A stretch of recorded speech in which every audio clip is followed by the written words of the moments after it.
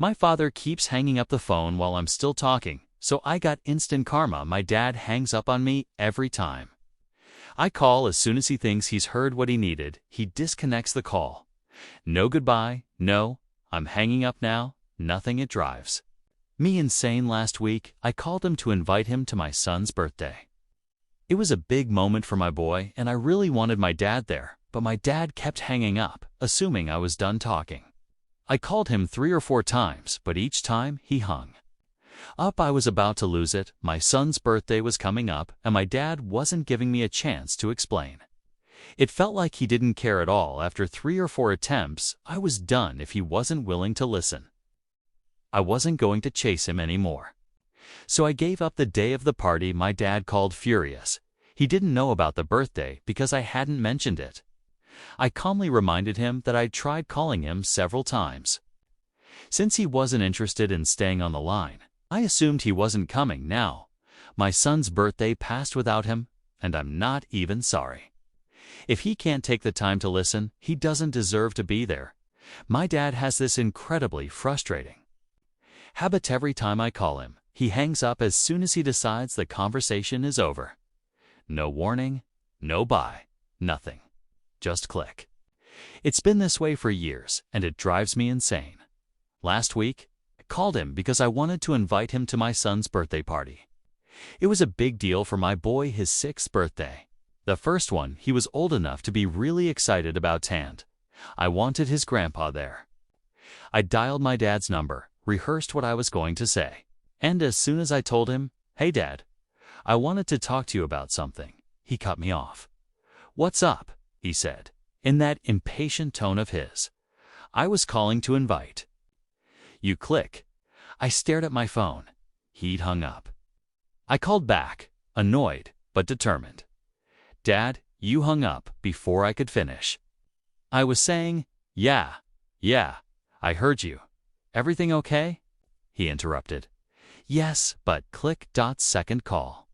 Hung up again. By the 4th time, I was practically shaking.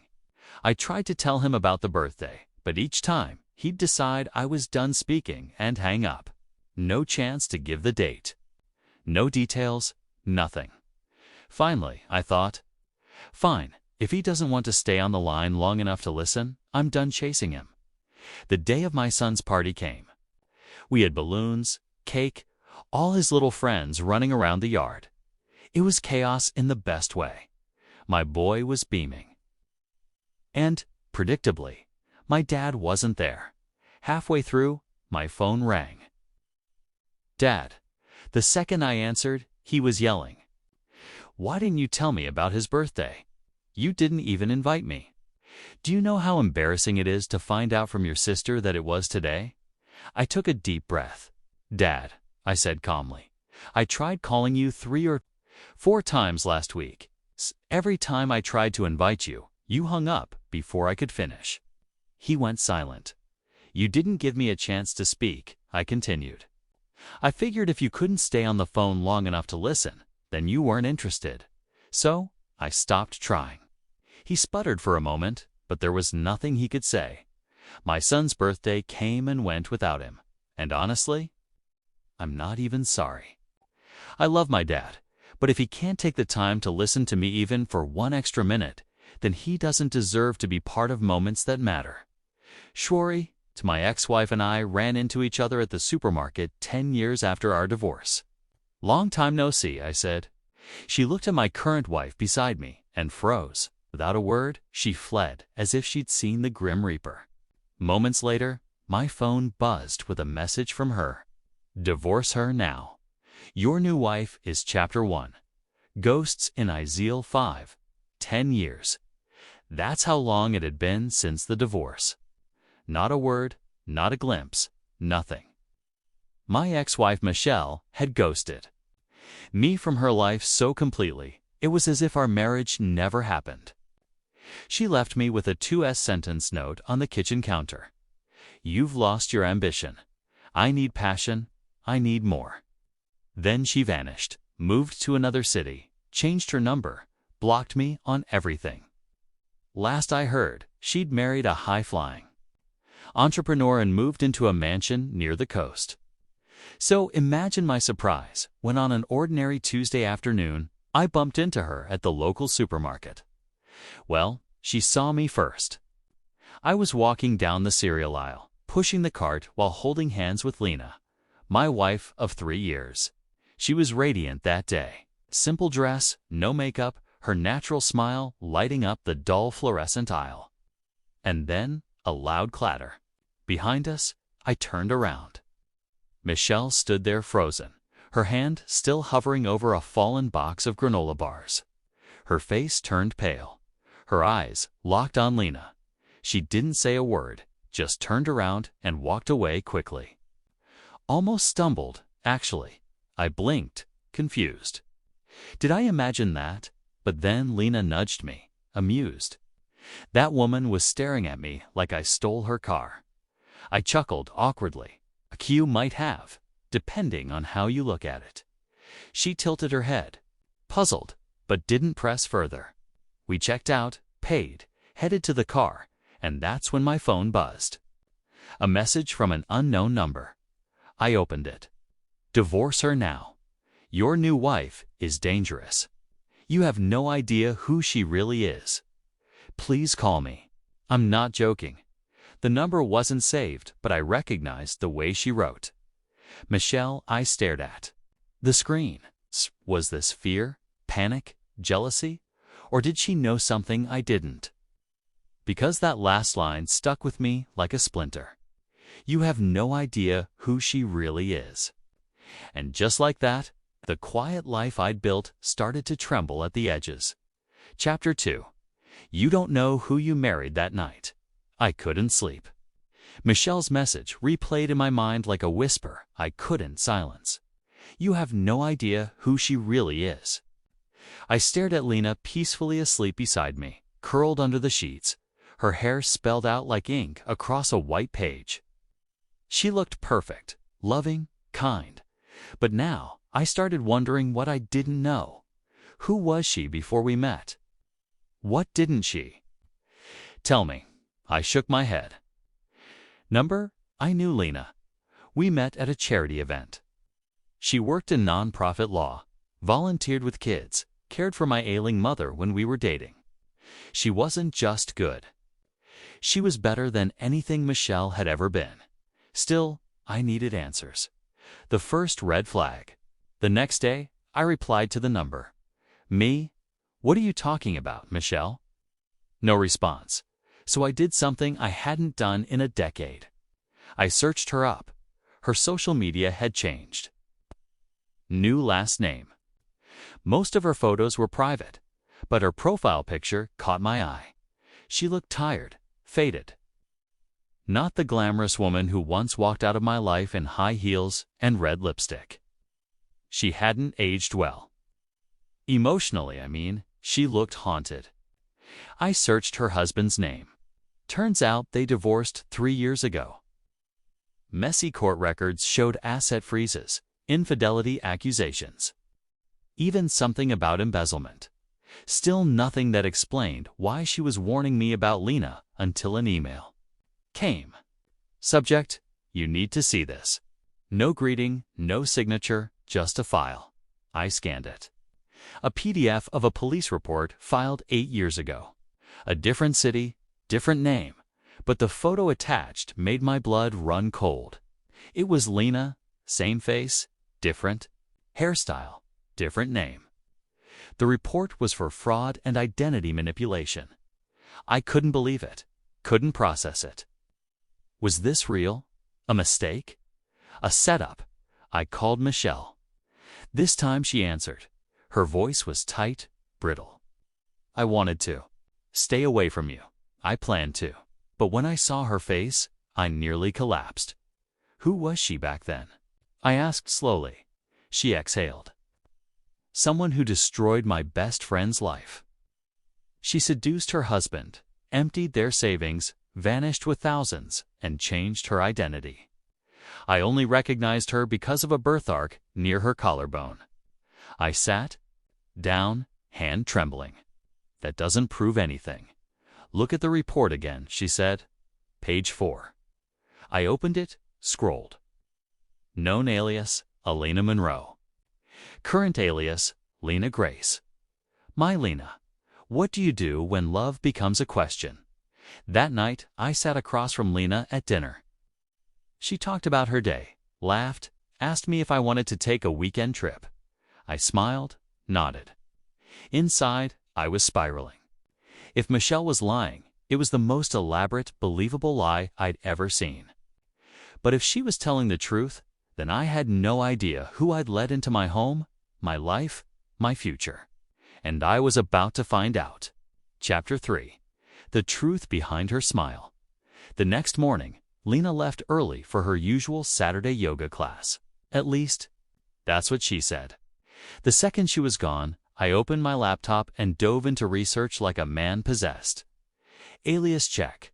I pulled up the police report again and ran a reverse image search of the old mugshot from the file Michelle sent. The face was unmistakable. My wife, 8 years younger, hair darker, wearing a cold, distant expression I'd never seen before.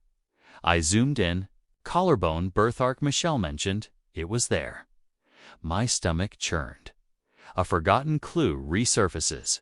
That's when something clicked. Early in our relationship, Lena once joked about changing her name after escaping a toxic past. At the time, I thought she meant an ex. We all have ghosts, right? But what if she hadn't been escaping abuse? What if she'd been escaping justice? I dug deeper, paid for access to archived public records. Sure enough, Alina Monroe had a sealed court case in Arizona. Not criminal, but civil. The file summary: breach of trust, financial misconduct, alleged romantic coercion. What the hell was romantic coercion? The plaintiff, a man named Graham Whitman. I kept digging. Turns out he died shortly after the case was settled. Car accident. No foul play suspected, but something felt off. Lena returned around noon. She kissed my cheek, dropped her gym bag, and went to shower. I stared at her like I was looking at a stranger, a dangerous move. That night, I made a decision. I called an old friend of mine, Ethan, a cybersecurity analyst. I didn't tell him the whole story, just that I was trying to verify someone's identity. I handed him everything I had. Lena's name, aliases, timelines, old photos. Ethan promised to run it through some databases and get back to me discreetly. But before he hung up, he said something that made my skin crawl. Just be careful. If she is running from something, there's usually a reason. And people like that, they don't like being found. The message I wasn't meant to see. 2 days later, Lena forgot to log out of her iCloud on our shared iPad. I wasn't snooping, I was just checking the weather. But a notification popped up from her Yoga Girls group chat. Except this wasn't about yoga. The most recent message was from someone named Sandra. How's the retirement plan coming? You've buttered him up yet? Then Lena replied, he's almost there. He trusts me blindly. I give it 2 more months, max. Once the houses in both our names were golden. I didn't move. I didn't breathe. I just stared. My blood went cold. She'd been conning me this entire time. This wasn't love. It was the long game. And it wasn't the first time she'd played it, but it was about to be the last. Chapter 4. The trap is set. I didn't confront her right away. That would have been easy, satisfying in the short term. Sure, but not enough. I wanted her to feel safe, invincible, right before I pulled the entire illusion out from under her. So, I smiled more, kissed her more, acted like the man she believed she'd fully deceived. Meanwhile, I was building my quiet arsenal. Step 1. Protect everything. That same day, I called my attorney. We moved the house back into my name, only using a loophole from our prenuptial agreement. A clause I'd forgotten existed, but one he hadn't. Lena had never bothered to read it. I also locked down my investments, froze joint accounts, rerouted all mail to a secure P.O. box, and changed every password I owned. She didn't notice a thing. She was too busy planning the next step in her betrayal. Step 2. The wire Ethan came through. He didn't just verify Lena's identity. He dug deep. Turns out Lena, real name Elena Monroe Whitman, had been suspected in not one, not two, but for long-term relationship scams across 3 states. No formal charges ever stuck. Why? Because she was brilliant at emotional manipulation. Got them to hand over money, homes, even retirement accounts. And when they asked questions, she cried. Faked pregnancy scares, claimed they were the abusive ones, and every single man walked away empty-handed, shamed, destroyed. Not this time, so I installed a discreet microphone in our bedroom smoke detector. Legal in our state as long as one party consents, and I began recording. Step 3. The performance. A week later, I sat on the couch pretending to browse real estate listings. Lena walked in, still in her Pilates outfit, and asked casually, "Hey babe, did you ever get around to putting the house in both our names like we talked about?" I turned to her with a soft smile and said, "You're right, it's time. Let's go to the Notary Friday." Her eyes sparkled. "Really, of course," I said. "I trust you with everything." She kissed me harder than usual. She had no idea that she'd just handed me exactly what I needed. Verbal confirmation of her intent. The trap was nearly complete. Step 4. The grand unveiling. That Friday, I booked a meeting, not with a notary, but with a private investigator, a lawyer and a man named Kevin. Kevin was Graham Whitman's younger brother, the man who filed the civil suit against Lena years ago, the man who later died in that suspicious car crash. Kevin had always suspected foul play. He'd been trying to track Lena down for years. Now he had everything he needed. We shook hands, shared files, aligned strategies. The final phase was set, the calm before the collapse. That night, Lena laughed over dinner as if nothing had changed. I watched her sip her wine, twisting her hair around her finger, completely unaware that every lie she'd built was now surrounded by gasoline. All I needed was one match, and I was holding it. Chapter 5. The public execution of her mask. The plan was simple. An anniversary dinner, elegant, candlelit, staged at the same upscale restaurant where we'd celebrated every year since we met. Lena thought it was romantic. She wore her best red dress, the one that hugged her curves and drew every eye in the room. I wore the navy suit she bought me last Christmas. We looked like the perfect couple. But beneath the table, my phone buzzed once. That was the signal. The guests begin to arrive. At 8:05 p.m., Lena tilted her head and asked, "Wait, is that Ethan from your firm?" I smiled. "Yeah, I ran into him earlier. He said he might stop by and say hello." She blinked, confused. "Why?" Before I could answer, the waiter approached and asked if we were ready to start. "I'd like to give a quick toast first," I said. Lena raised her glass, and then the doors opened. First, Amanda Kay's ex-wife, the one who helped me months ago. Then, Kevin Whitman, looking sharp and focused. Then, my lawyer. And finally, a quiet man in a gray coat with a police badge clipped to his waist. Lena turned pale. Her hand froze. Midair? "What's going on?" she whispered, her voice cracking. I stood up and gently tapped my glass with a fork. "This one's for you, Lena. Tonight isn't just our anniversary," I said loud enough for the room to hush. "It's also the final chapter in a very long, painful lie." I turned to Lena, eyes calm. "For months, years maybe, you've been building a house of cards behind my back, pretending, cheating, conning." Her mouth trembled. "You don't know what you're talking about." I nodded to Ethan, who pulled out a remote. A small projector lit up the wall beside our table. First slide. A photo of Lena with Kay locked in a hotel room embrace. Time-stamped. Second slide, her message to me. If you leave me, I'll end my life and make sure everyone blames you. Gasps filled the room. Third slide. A contract showing Lena trying to transfer property into her name illegally. And finally, a video recording. The one from our bedroom, with her voice crystal clear, just give it another few weeks. I'll have the house, the account access, and he won't even know what hit him. Lena covered her face, but it was too late. Her mother, who had just walked in, stood frozen at the door. The arrest. The detective stepped forward. Ms. Whitman, you're under investigation for fraud, property theft, and potential involvement in prior civil litigation connected to the Whitman estate. The room went dead silent. Lena cried out, lunging toward me.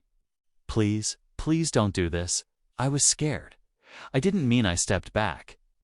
You weren't scared when you lied. When you manipulated, when you threatened suicide just to control me. She dropped to her knees, mascara streaking down her face. I knelt beside her and whispered, you could have had a life, a real one, but you chose to play games. And now I stood tall, adjusted my cufflinks. You've lost publicly, permanently. Aftermath, a new beginning. Lena was charged with multiple counts of fraud. The Whitman family reopened the civil case, and this time it stuck. Her nursing license suspended indefinitely. She disappeared from public life. Her accounts were frozen. Her reputation obliterated. As for me, I rebuilt not with vengeance, but with clarity. I wrote a book about emotional abuse, manipulation, and the importance of documenting everything. It became a bestseller.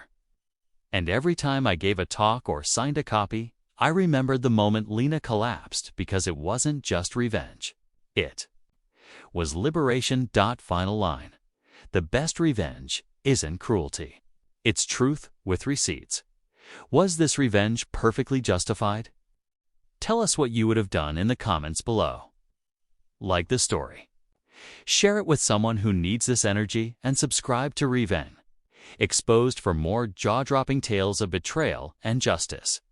Because here, out, every lie has its reckoning and every betrayal finds its shadow. Stay sharp, stay strong, and stay tuned.